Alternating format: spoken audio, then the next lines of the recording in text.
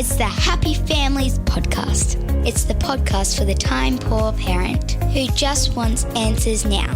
As a parent, it's great to try to be soft and gentle and compassionate and give the kids as much autonomy as you can, but sometimes they've just got to do the right thing. Sometimes they've got to do the thing that the family requires them to do. And now here's the stars of our show, my mum and dad. G'day, this is Dr. Justin Coulson, the founder of happyfamilies.com.au and the parenting expert on Channel 9's Parental Guidance Season 2, coming soon.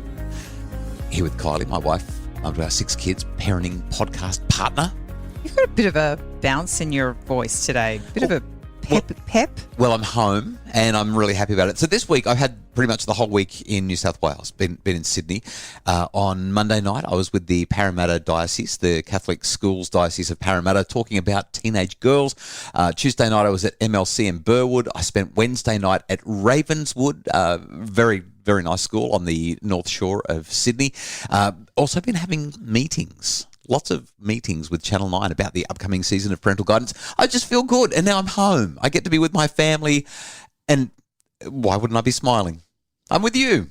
So, should we dive into it? It's going to be a really interesting one, trying to do I'll Do Better Tomorrow when I haven't been here all week. This is one of the challenges of being a travelling dad, is it's really hard to reflect on your parenting this week and how can I do better tomorrow? Well, I could have made a longer FaceTime call. I should have called while you were all in the car. But it's a little bit challenging to do this. Nevertheless, a couple of things have happened that have given me pause and I think are worth sharing in our Friday episode today. But I'm curious, Mrs. Happy Families, should you share yours first or should I share mine? I'll go. Okay, ladies before gentlemen or whatever, let's go. So a few weeks ago, we actually talked on the podcast about just recalibrating, getting your routines and structures back in place. And it was really good reminder as we moved into our new home and obviously kind of start to settle down, because it's been really unsettling the last 3 or 4 months while we've gone through this process. Oh, even the last couple of weeks, because we've moved in, but I've been gone for a week. We've only been in for 2 weeks. Like it's been up and down. It's tricky. But last weekend we sat down with the kids and we did our usual family meeting, which we haven't been doing for 4 or 5 months. We haven't had a what went well, what didn't, what are we going to work on meeting. 3 same questions that we talk about every time. Yep. And it was interesting because the kids said, well, there's not much to talk about. I said, that's when we know that there's actually way lots to talk about. And so we sat down and we talked about some things, and I kind of just started and just said, what do you love about our new house? Because we've downsized big time. Yeah, we're in a house that's less than half the size of the home we used to live in. And you know what one of them actually said? They said that they loved that it was only a few steps from their bedroom to the lounge room to the kitchen. Didn't feel like they had to walk to a whole new house to get to the next place, which was very, very cute. But they're enjoying roller skating down the hallway. Putting their grubby hands all over the walls and the doors. They're enjoying the bath. They get to work out every night. I still haven't complained about No, you haven't. I did make a comment about the grubby handprints all over my things, but I wasn't upset about it, just acknowledging. You know what else is really interesting about this conversation is that we've put 4 children in one room, folks, 4 kids in the rumpus room because the house is too small. We don't have enough bedrooms. And so rather than try to squeeze extra kids into tiny bedrooms where they won't fit, because the bedrooms really are just single kid bedrooms, even with bunks in here, it'd be so tight. They're actually... it's not without its challenges, but they're actually getting along really well for the most part, 95% of the time. Well, I don't think the challenges that we're experiencing are any worse than they were when we had them in single bedrooms. Yeah, but they're not isolated anymore. Like they don't say, I'm going to my bedroom, and then they're in their room on their own. They go to their bedroom and there's 3 other kids there. It's like, good. Well, and I said to you that it wouldn't. I don't think it would have even mattered if that was just the designated rumpus room. Yep. They wouldn't have congregated there because they had their own space to go to. But because the rumpus room is / their bedroom. Yeah, so there's a lounge suite in the corner. Like there's a 5-seater lounge suite, 6-seater, whatever it is. Well, they're in a double garage. Yeah. That's the size of the rumpus room. That's right. So you've got 2 sets of bunks in there, and then they've got all of this space. Yeah, big coffee table, big lounge suite. It's like the kids' retreat, and the beds happen to be in the corner. Yeah, and I turned to you the other night and I just went, this is just awesome. They were down the other end of the house playing card games together, laughing and singing, listening to their music. I should have stopped there. Yeah. Because about 5 minutes later they weren't. But there's lots of really good things. Anyway. So is that your take-home message? Stick the kids in the garage, let them all sleep in the one room. You don't need a big house, folks. Get a little house, stick them in the garage, they'll be fine. But as part of that, we kind of looked at our routines and structures, and the kids balked at, kind of having to get back into those routines.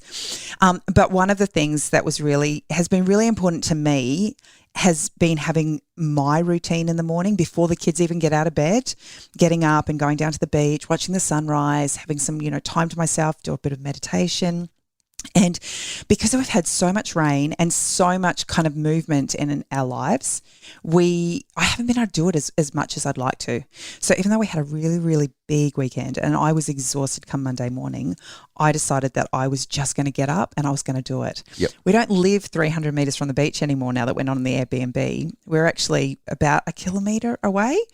I know, life's tough. Life's tough. Well, I don't want to use the car. That's my point. I don't want to use the car. And so originally I was going to use the electric scooter. Considering we used to live like an hour from the beach. Guys, like I don't want to sound like we're bragging or anything, but it's been the best decision to move closer to the coast. We're just loving it. So you're going to use the electric scooter? I was going to use the electric scooter to get down there so I could maximise my time on the beach. And then I thought, you know what? I can actually dovetail this. If I walk/run to the beach and walk/run home, then I get a little bit of exercise in, plus my downtime, my stillness. But you've got less time on the beach because you're walking. That's right. But that's what I did. Yep. So I stuck a podcast on. I walked to the beach, took me 10 minutes. Right. And I just had the best mornings while I sat, watched the sunrise, had some downtime and just recalibrated and came home with more energy than I've had in a long time to just get everybody out the door, get the house done, and it felt great. So a couple of take-home messages here. First off, we need structure and routine, and having that family meeting is part of it. But as part of the meeting, you remember that you need to have your structure and routine as well. And you don't have to live near the beach to have that kind of a morning. You work out what you're going to do for exercise or what you're going to do for your quiet time yourself. Get up in the morning, go and have that quiet time yourself, and then come back and it helps you to be a better parent. Yeah, totally. I feel more grounded and more centered and more purposeful. Which you need, because I've been away all week. So that's great to hear. After the break, I'm going to share some really challenging stuff to talk about as the guy who's written the parenting books and the guy who's all about being gentle and kind and compassionate with your kids, because there's been a couple of things that have really stood out to me this past couple of weeks as I've been interacting with our kids.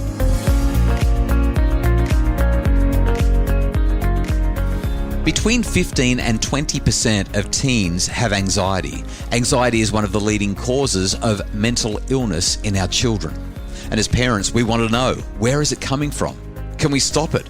And how do we help our children just feel better? Start by learning how to recognize anxiety in your child, how to respond, and how to give them hope. And the Anxiety in Your Child webinar can help. It's available at happyfamilies.com.au. It's the Happy Families Podcast, the podcast for the time-poor parent who just wants answers now. Do I have a bounce in my voice? Yeah, you do. I'm not sure if I'm going to maintain mine. So I've been really wrestling with something the last few weeks. The last couple of months, everybody knows, they've heard about the podcast. I've been so far away from you for most of that time. Only been home really for the weekends while we've been moving to the coast.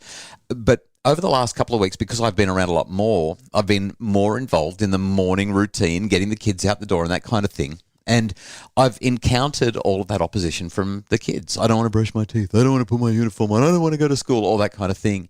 And just before I left on Monday morning to head to Sydney, I had this experience where you had run around to the corner store to grab some milk. We had our 8-year-old, Emily, who was utterly refusing to go to school. It was now 7:45, supposed to be out the door at 7:55, still hadn't eaten breakfast, hadn't put a uniform on, hadn't brushed her hair, had done nothing, no lunchbox or anything like that, and saying, I'm not going to go to school.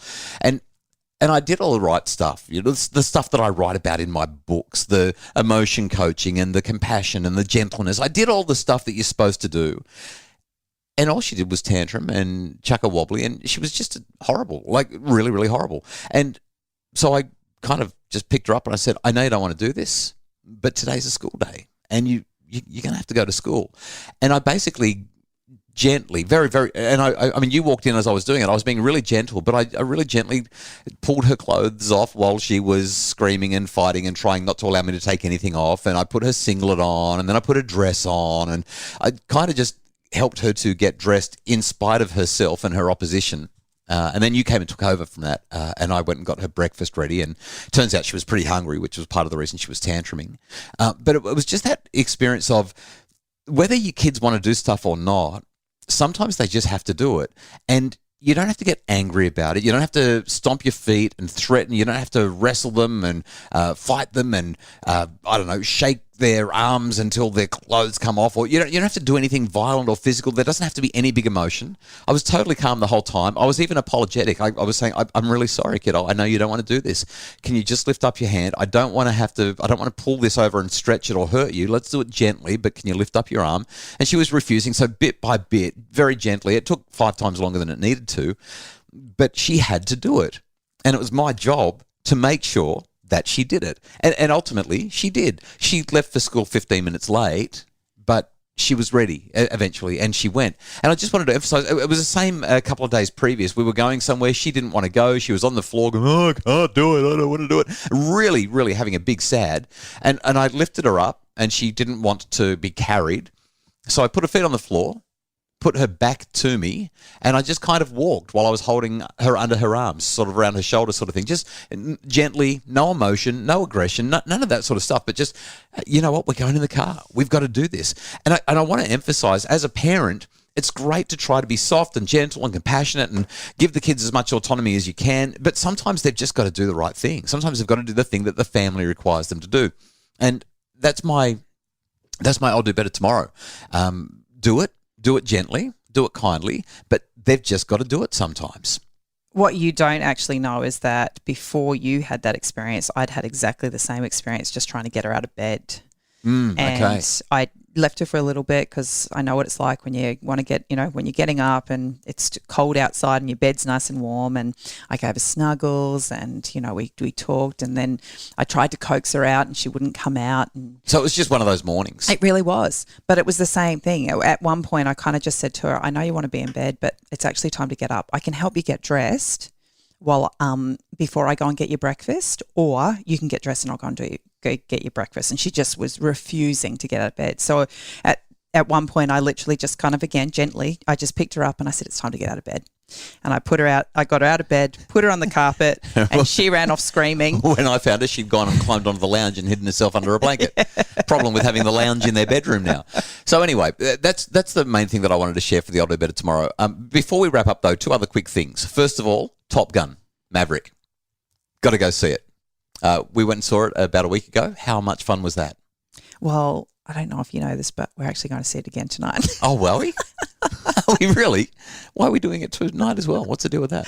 Oh, well, our friends are going. They haven't seen it yet. So I'm not missing out on a great night with my friends. Okay. Well, I'm up for it. I think it was good enough to see twice. Kind of feels like a little bit of a waste of money. You know what I'm like with money. I don't know. Maybe we'll go and... Well, you can stay home. I'm going with my friends. We'll go and hang out with them until they enter the theatre, and then we'll... no? Such a cheapskate. Now, the other thing that I wanted to quickly share was that I took the kids surfing last weekend, and one of the kids snapped one of my surfboards. Yes, they did. Didn't even get cranky about it. And I still haven't got cranky about the fact that you've left it in the front garden. It's a perfect decoration, so people, when they drive in the street, they see the surfboard in the front garden.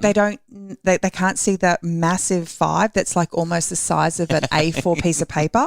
The surfboard's a landmark. It stands out. People know, oh, that's the house with the surfboard in the garden. That's the one. The surfboard's green. It's a green surfboard. Well, I wonder how many more surfboards we're going to end up in the graveyard of the Coulson household. We'll have a front fence that's nothing but snapped surfboards. We really hope that you've got some take-home messages from this in terms of being clear but kind with your kids, in terms of establishing that routine and not getting too cranky even when things aren't going quite right. The Happy Families podcast is produced by Justin Rowland for Bridge Media, with Craig Bruce as our executive producer. All the info you need to make your family happier you can find at happyfamilies.com.au. Please join us there and have a great weekend.